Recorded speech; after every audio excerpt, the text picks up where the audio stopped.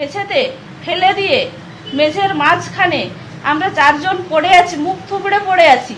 তারপরে তারা চতুর্দিক থেকে আমাদেরকে লাথি, কিল, চড় মানে ব্যাপকভাবে আমাদেরকে এলোপাথারি মারতে থাকে। এবং এই যে এরকম মারতে মারতে ওই থানার যিনি ওসি তিনি কোমরের বেল্ট খুলে সেখানে আমাদেরকে মারছে। কোমরের বেল্টে তো মারছেই, তার সাথে সাথে সকলকে এলোপাথারি কিল, চড়, ঘুষি এটা তো করছে। এবং এইভাবে মারতে কিছুক্ষণ মারার পর বাকি তিনজনকে অন্য একটা রুমে নিয়ে যায়।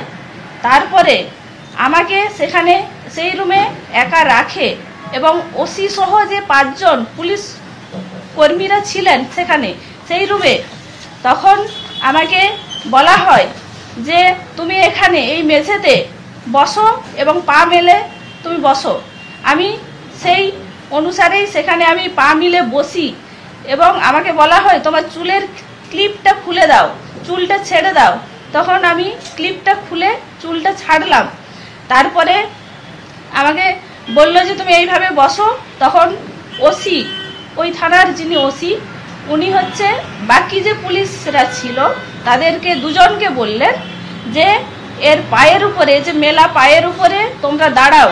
তারপরে আমি যাতে যখন মারবো তাকে বেত দিয়ে আঘাত করব, যাতে পাটা না সরিয়ে নিতে পারে সেই জন্য তাদেরকে দাঁড়াতে বলেছিল। সেইভাবেই তারা আমার পায়ের উপরে দাঁড়িয়েছিল এবং ওসি সেখানে সেই লাঠি দিয়ে পরপর আমাকে বেত মারতে থাকে।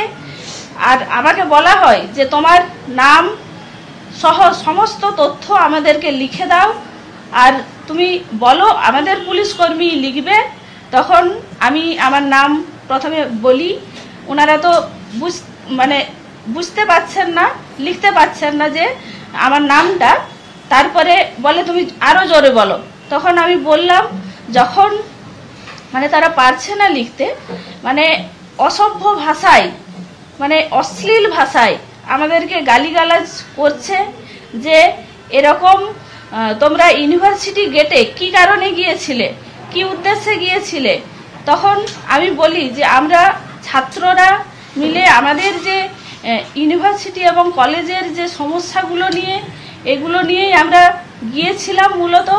তখন তিনি বললেন যে ও তোমাদের ধর্মঘট, আমি ধর্মঘট এখানে করাচ্ছি, কেমন ধর্মঘট তোমরা করছো সেটা এখানে আমি তোমাদেরকে দেখাবো ধর্মঘট করা কাকে বলে। তারপরে আমার উপর এইভাবে অত্যাচার চলতে থাকে এবং আমাকে, আমি যে একটা ট্রাইবাল এতে বিলং করি, ফলে আমাকে সেই জাতের নাম করে আমাকে অপমান করা হয় এবং আরও বিভিন্ন অশ্লীল ভাষায় আমাকে গালিগালাজ করা হয়, যেগুলো আমি আমার রুচিতে বাঁধছে বলার ক্ষেত্রে, ফলে আমি বলতে পারছি না এমন কথা বলেছে।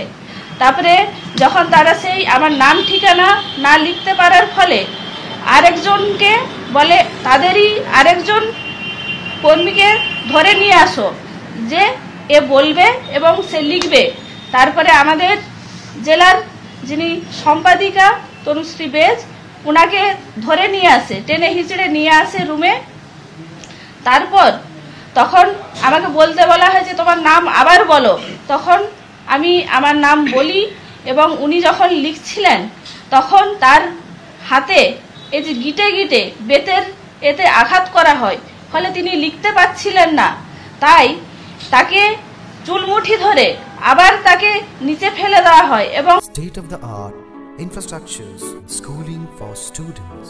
Gurukul Global School.